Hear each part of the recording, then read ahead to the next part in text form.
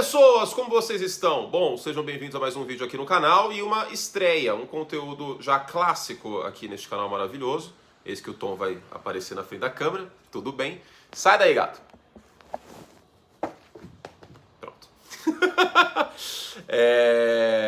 Tive que tirar você. Tá causando? É um conteúdo clássico aqui no canal que é o Vencedores e Perdedores, mas para o beisebol. Eu vou fazer esse vídeo ao final de todos os meses de temporada, até setembro, sempre nos primeiros dias, primeiro ou segundo dia do mês posterior, e a gente vai pegar quem saiu bem, quem saiu mal nos últimos 30 dias da MLB. Acho que faz todo sentido a gente separar de mês em mês no beisebol e não de semana em semana, porque às vezes você tem uma série ruim e depois se recupera. Beisebol é muito momento, é muito hábito, né? Então eu acho que esse espaço amostral de 30 dias acaba sendo mais justo pra gente falar sobre, tá bom? Obviamente, depois da World Series eu faço... Aliás, depois das finais de liga eu faço vencedores e perdedores dos playoffs e depois da World Series também, tá bom? Então um conteúdo a mais aqui pra vocês, esse conteúdo aberto. Eu faço outros vídeos de beisebol mais focados em algum time, alguma história, mas aí para os membros do canal. Então assina o Like Plus, venham com a gente. Espero que esse vídeo dê certo, que ele renda, que ele tenha pelo menos 5.000 views. Se ficar muito baixa a visibilidade, e eu quero muito divulgar, quero muito falar sobre o esporte, mas o algoritmo pune o canal. Então, por favor, se você gosta de beisebol, assista sempre e divulgue para os amigos, tá bom? Vamos começar com os vencedores. O grande vencedor do mês, sem sombra de dúvidas, é o Aaron Judge.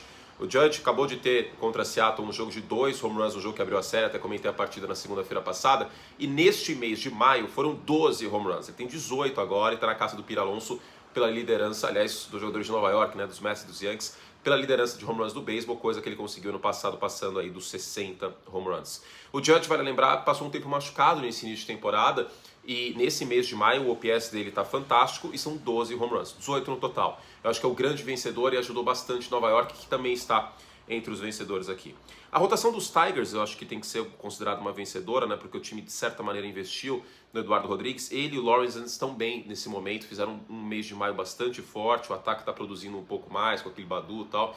Eu acho que os Tigers não são um time de pós-temporada, mas começa a dar um pouco mais de alegria para o torcedor, né? Vale lembrar, os Tigers chegaram até a World Series em 2012, né, mais ou menos aí há 11 anos, há 10 anos, e aí faz pelo menos uns 7, 8 anos que Detroit está muito mal. Esse time já teve uma rotação muito forte, com o Max Scherzer, com o Verlander, que aliás agora estão nos Mets, né, com o Aníbal Sanchez, e não conseguiu ganhar a World Series. O bullpen dá umas rateadas, aliás. Mas olho nos Tigers para o futuro. Não para agora, mas eu acho que tem que colocar aqui a equipe de Detroit. O Chris Sale, eu acho que tem que sair como vencedor em meio a tantas lesões e uma rotação de Boston com tantos problemas nos últimos 40 dias, embora no final do mês tenha dado uma melhorada.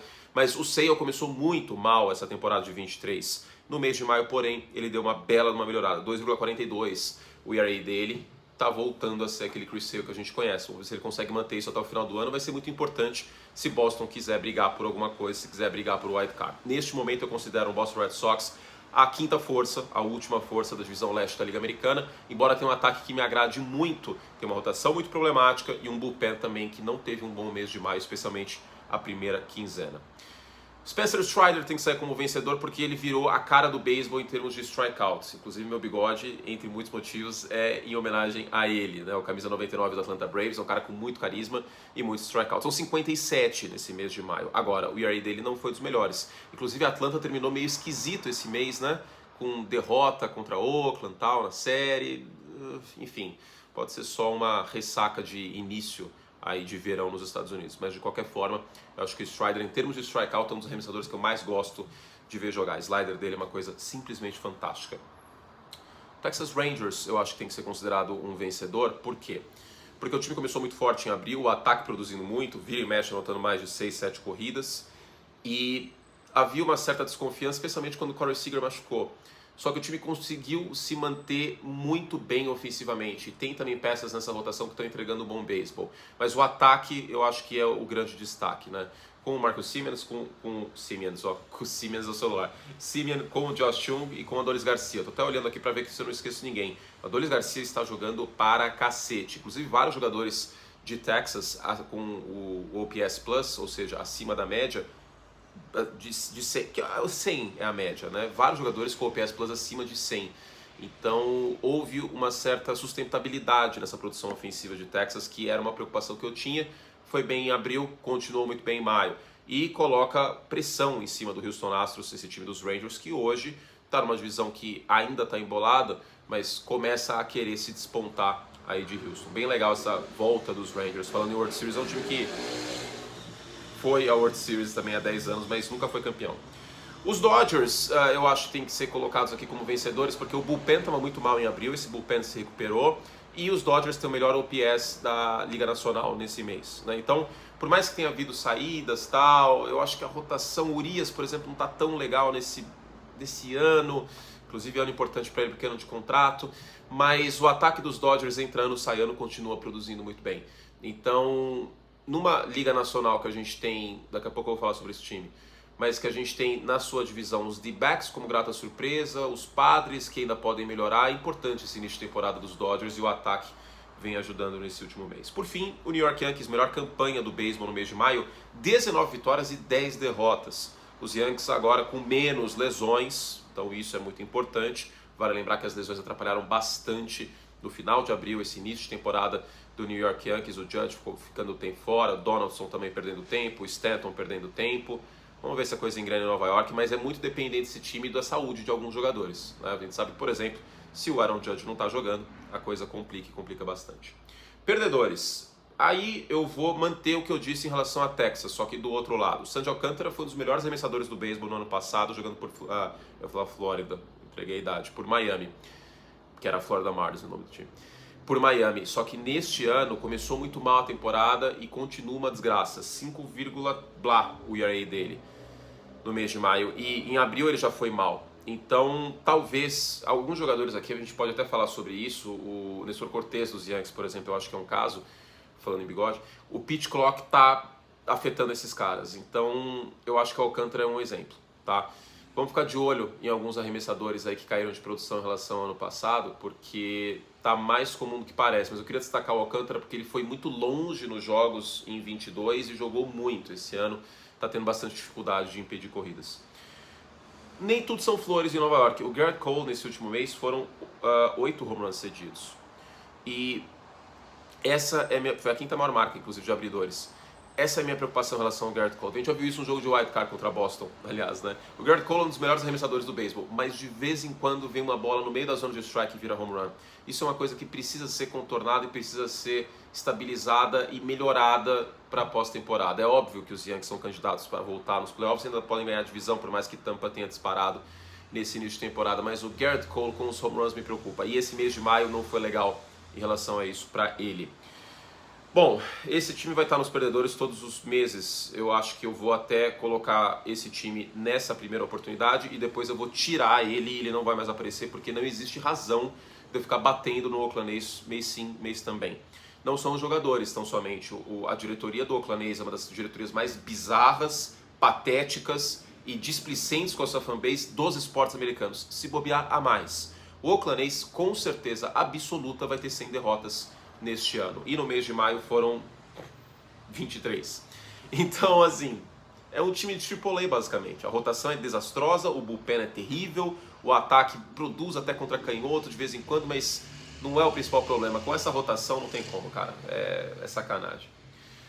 Bom, agora um momento complicado. A gente tem coisas boas, os Cubs, nesse início de temporada. Tem o Stroman, por exemplo, né, que está em ano de contrato, pode ser até que seja trocado, mas eu tinha plena certeza de que as movimentações que foram feitas pelos Ricketts para os Cubs neste ano eram paliativas, que não eram movimentações que colocariam os Chicago Cubs na briga por alguma coisa, mesmo estando na divisão mais fraca da Liga Nacional. Bom, mês de maio terrível, né? O ataque estava produzindo muito bem em abril e agora esse mês de maio é uma coisa terrível. 10-18 é a pior campanha aí da divisão central da Liga Nacional, uma divisão que é atingível, né? O bullpen oscila muito, enfim, que tragédia que eu torci para os Cubs, meu Deus do céu. Mas ó, os Phillies mal também, 10-16, e a rotação dos Phillies está muito mal, não dá para colocar só a culpa, sei lá, num Kyle Schwarber que é 8,80, que é ou home run, ou bola rasteira, ou strikeout. A rotação dos Phillies está com ERA acima de 5 nesse mês de maio, tá? Então, o bullpen ele melhorou, o problema crônico dos Phillies era o bullpen, né? Era uma piada recorrente aqui, até minha, que nem a defesa terrestre dos Chargers, era o bullpen dos Phillies, que entregava paçoca pra caramba. Melhorou, mas a rotação tá uma desgraça, né? O Nolan tá muito mal nesse início de ano, para além do Aaron Nola os outros arremessadores com ERA alto também. Então, algo para ficar de olho, viu? Eu sei que Philadelphia se recuperou no ano passado, mas algo que foi pouco falado foi que os Phillies tiveram um calendário bem tranquilo na reta final do campeonato, tá? Então, vamos ver, né? Afinal de contas, os Phillies atuais campeões da Liga Nacional. O ataque dos Astros eu acho que é uma coisa que a gente precisa falar. E eu sei que o José Altuve voltou no meio do mês de maio, mas neste mês foi o 20º em OPS. Como comparação, em maio de 22 havia sido o 9º. Então esse ataque dos Astros ele está muito insosso, está muito dependente de um excelente bullpen, que continua, não é o melhor bullpen do beisebol neste ano, é dos Yankees em ERA, mas de qualquer forma esse time depende muito de situações-chave e às vezes o ataque não entrega uma rebatida com alguém em posição de outra corrida, um home run solo, um home run com alguém em base para ganhar o jogo, e aí a coisa complica. Então esse ataque dos Astros precisa melhorar. Eu acho que com o Altuve e a personalidade dele, a presença dele no dugout, tem tudo para melhorar, mas em maio eu considero o ataque dos Astros um perdedor. Vale lembrar que os Astros não lideram a divisão, é o Texas Rangers. E por fim, o Kris Bryant, né? Porque o Kris Bryant tem 31 anos, ele bateu só 2 home runs nesse último mês, o OPS Plus abaixo da média, abaixo de 100, o OPS dele foi de 645 em maio, e eu queria destacar o Kris Bryant porque a gente está chegando em junho, chegando em julho, e se ele estivesse produzindo, talvez poderia ser uma boa peça para eventualmente algum time trocar por ele. Eu acho difícil porque o contrato dele é muito pesado, mas é um jogador que já foi MVP da Liga Nacional, que foi campeão da World Series com os Cubs, e que em Colorado, que teoricamente jogando no Coors Field ele tem uma vez por ano, você deveria ter uma produção ofensiva acima da média, parece que ele está indo para o limbo. A gente pouco fala do Kris Bryant, né? Então eu queria separar para falar um pouco sobre ele. O time dos Rocks é um dos piores do beisebol, mas o Kris Bryant ganhou um grande contrato e não está fazendo jus a ele. Tá bom? Fizemos todos os que podíamos, faltou alguém? Talvez o St. Louis Cardinals, mas o início de maio ainda foi um pouco ruim, né? Engrenou ao longo do mês, talvez volte no mês que vem aqui os Cardinals. Outros times mais a gente deve falar no mês que vem, tá bom? Na semana que vem, ou início da semana que vem, eu faço um Power Ranking, mas aí só para os membros do canal. Então se você gosta de conteúdo de beisebol, assine o Like Plus e venham com a gente. Se você gostou do Vencedores e Perdedores, como eu falei, divulguem, espalhem para todo mundo que gosta de beisebol, porque quanto mais gente assistindo, mais o algoritmo entende que esse conteúdo é relevante. Se pouca gente assistir, infelizmente, o click-through for baixo, a gente acaba com o canal punido e aí eu tenho que fechar os vídeos para os membros. Não é chantagem não, gente. Eu estou jogando muito direto com vocês, porque infelizmente é assim que a banda toca, né? Gostaria que não fosse o caso, mas enfim, né? Por conta disso eu faço mais vídeos de membros aí sobre beisebol, porque aí não entra na conta do algoritmo, já que são vídeos para membros, certo?